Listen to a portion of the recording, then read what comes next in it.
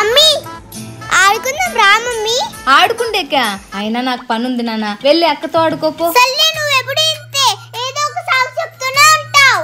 అక్క రా అక్క ఆడుకుందాం. ఏ పోవే, పాపం చెల్లి ఫీల్ అయింటుందేమో. శిశు ఆడుకుందాంలే. ఇంతకు ఏమాట ఆడదాం?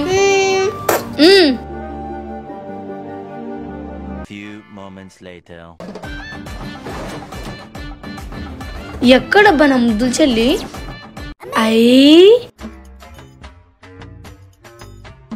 ఎస్ శిశు. వాట్?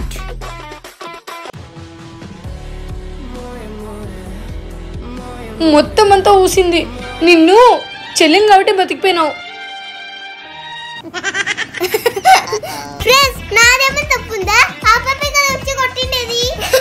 బాబా టింగర్ది.